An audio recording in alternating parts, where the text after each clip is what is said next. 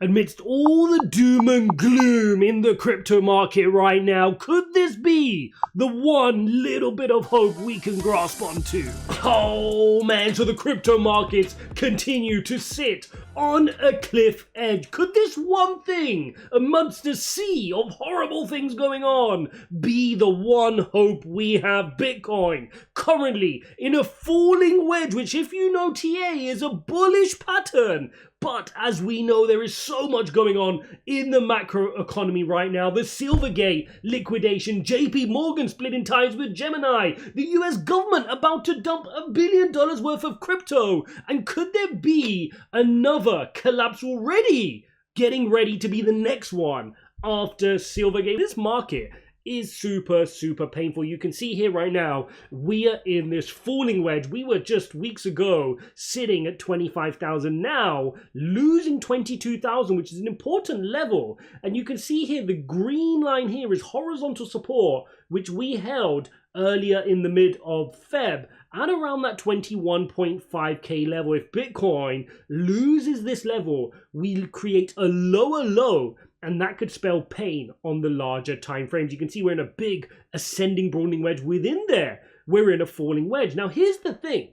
If we didn't have all the macroeconomic stuff, and that's a big if, what you would be looking for here as a bullish scenario is a big fractal which breaks you out of this ascending broadening wedge and also breaks out of the falling wedge and takes you up onto your next run-up. We've seen that happen before when I shared the fractal patterns of the 2019 cycle.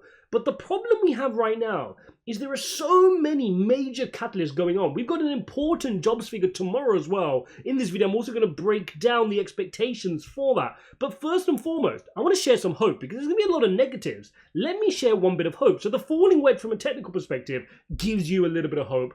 From a fundamental perspective, we know that Grayscale have gone ahead and started their legal action against the SEC, who initially rejected their application to convert their GBTC trust into a Bitcoin spot ETF. Remember, this is a big thing that Grayscale was hoping to be able to do, is convert that GBTC into a spot trust, into a spot ETF, sorry.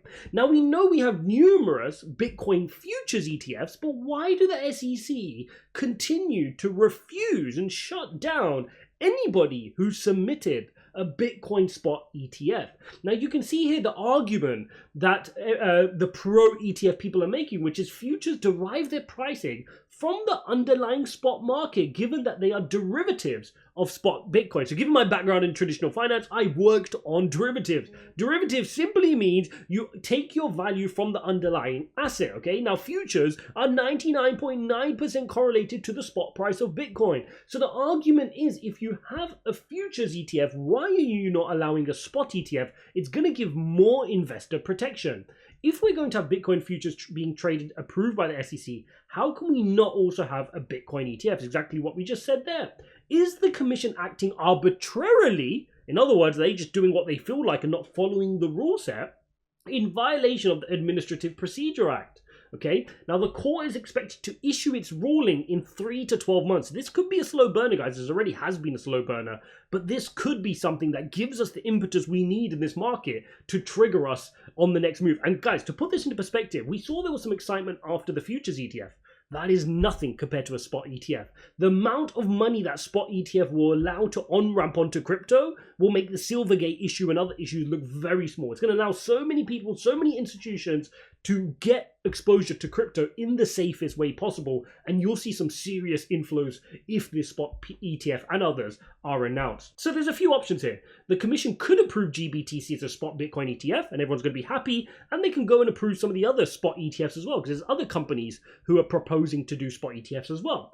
On the contrary, they could be silly, right? The SEC could go back and continue to disapprove and maybe find some new basis, some new excuses, right, to say we don't want to accept it. Now, the argument and the frustration around this is Bitcoin has already been considered by the SEC and CFTC as a commodity. So why are the SEC butting in? It should sit under the CFTC, who regulate all the commodity activities within crypto, and we know Bitcoin as a commodity rightly belongs within CFTC jurisdiction. So this is going to be a hot topic. We're going to keep our eye on it, and this could be that bellwether of hope that can get us out from this long drawn out bear market which we've been in.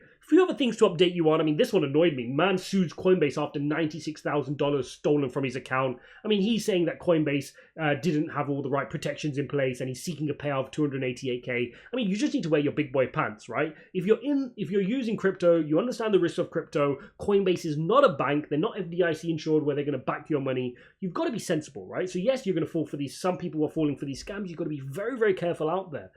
So yeah, articles like this, every so often you will see FUD like this circulate for the exchanges. Hold up, are you tired of worrying about the security of your cryptocurrency transactions? In this crazy world that is crypto, protecting and preserving our digital assets is everything. And for that reason, I partner with NordVPN, the best VPN service for crypto traders. With NordVPN, you can be sure that your online transactions are completely secure and your identity is hidden from prying eyes. Their military-grade encryption technology makes sure that no one can access your data, even on public Wi-Fi networks, so you can trade with complete peace of mind anywhere, anytime. Guys, seriously, don't risk your hard-earned crypto and NFTs for the price of a coffee each month.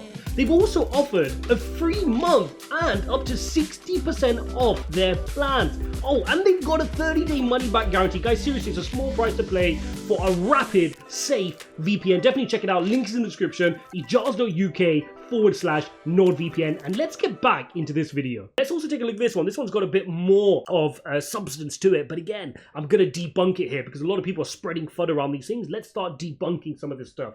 US government moves $1 billion of seized Silk Road BTC, prompting liquidation fears. Now, this was going on over the last 24 hours. People saying, oh, look, $1 billion Bitcoin's on the move. Is the government going to dump it? Guys, look, so basically back in 2021, they seized about 40,000 Bitcoins, about $1 billion in Bitcoin from this guy here, James Zong, who's probably in prison right now. And what happened is they've been on the move. So some people have looked at the on-chain metrics and you've seen they moved 40,000 roughly to 2 new wallets and 10,000 Bitcoins to one belonging to Coinbase. That's got people worried that they could be selling it. Guys, first and foremost, we need to take a look. It's unlikely, right? That seems unlikely, as the US government has historically elected to liquidate its Bitcoin through public auctions. And that's exactly what I thought straight away. They don't just go and dump on something like Coinbase. They normally do auctions publicly to show that they're disposing of the assets. They've got their own procedures to follow. They're not just going to go on Coinbase quietly and dump the market. That's not what the government is there to do. In other news, we've also got JP Morgan is cutting ties with crypto exchange Gemini.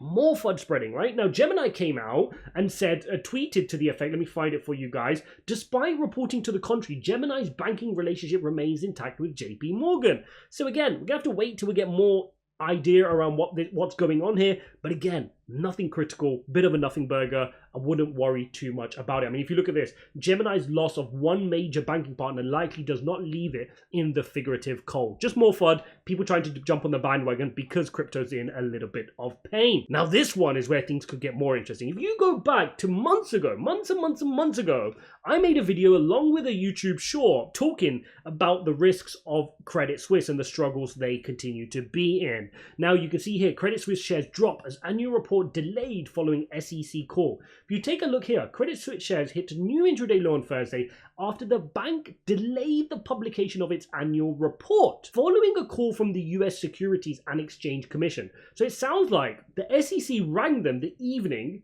before over cash flow statements dating back to 2019. The bank said its financial statements for 2022, which it published already last month, were unaffected, and the SEC's feedback was just of a technical nature.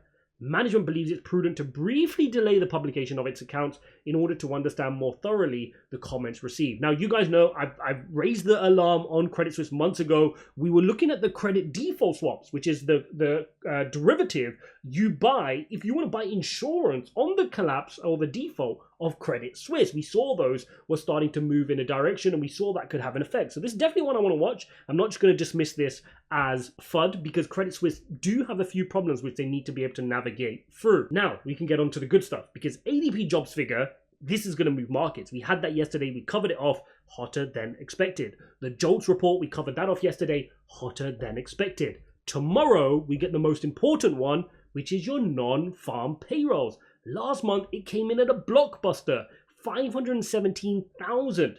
This is now expected to be 205,000 tomorrow. Okay, guys? If we get a miss on this, markets will not be happy. Anything at 205 or less, markets will rejoice because it's going to tell us that the labor market is finally starting to soften. That is what we want to see. We do not want another skyscraper, Burj Khalifa over here again. We do not need that right now, especially with the private jobs figure. But if this is any clue to go by, which it normally is, the private figure added more jobs than we expected, this could be a problem for tomorrow's figure.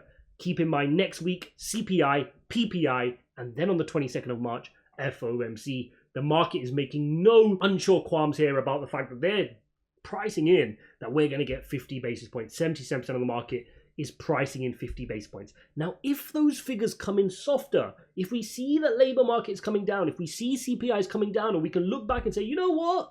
January was just a blip. Don't worry about it. Expect this to plummet, guys. Expect this to quickly unwind and people will go back to pricing in 25 basis points. But the problem is, from the data we've seen so far for February, it's a little bit worrying, right? I know the JOLTS figure is the old JOLTS figure from January. There's an extra lag in that. But for the other figures, it's showing us that it's a little bit worrying. You know, January might not have been just a blip. Maybe we do have more entrenched inflation. Jerome Powell's comments at when he was giving testimony over the last few days also showed a little bit of concern, and he was losing some credibility as well. So rightfully so, markets are worried. And that is why when we switch over to the Bitcoin chart and notch this back up to the weekly, there is no doubt that we're going to be scared. When we're hovering at positions like this, and you can see we're getting rejected by our weekly EMA ribbon, there is no doubt that you can be scared that we could be coming down to face some of these lows. Now, one of the most common questions I've been getting recently is, can we revisit that 15,500 level on Bitcoin? And my answer to that is,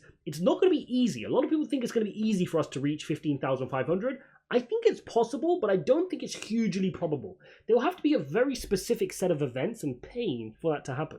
Now, what I think that will need to look like is the data would have to keep coming in bad. It would have to show that inflation is out of control. Jerome Powell doesn't know what he's doing. He drives us into a recession. We end up with stagflation. And then because of that, Bitcoin price is falling, gets to 17, 16, etc. And other companies start struggling. We get more Silvergate collapses. We get more liquidation. We get more contagion. And that is the kind of scenario that will start to drive us to new lows below 15. But all of these people shouting out, oh, Bitcoin's going to 10,000, it's going down to 8,000 without giving you realistic scenarios, they're just doing that for sensationalism. So stop trying to wash those people out, particularly in a volatile market. I always said 2023 was going to be the year of crazy volatility, stop, start, very juddery, give you motion sickness. So stay calm, get rid of those sensationalist people, because one day they're going to tell you it's going to 100,000, and literally the day after, when a new piece of data comes out, we're going down to 5,000, right? You don't need that. You need a level head, be pragmatic, follow the data. Let's take a quick check-in here on the US 10-year, which is falling a little bit today, thankfully, down 1% here on this daily candle, which is good, now sitting at 3.956, still too high. Dollar index having a little bit of a red day, but again, it's reclaimed its EMA ribbon. So we need this to lose, and this is only going to happen if we get good economic data, i.e. showing that the labor market is softening and CPI is coming down next week. So all to play for. Very crazy time in the crypto markets right now. A lot of fun, but at the same time, a lot of fundamental things which we should be worried about as well. Try to separate the two, and hopefully I helped you do that in this video as well. Smash up likes, don't forget to subscribe, go watch this video here, and I'll see you in the next one.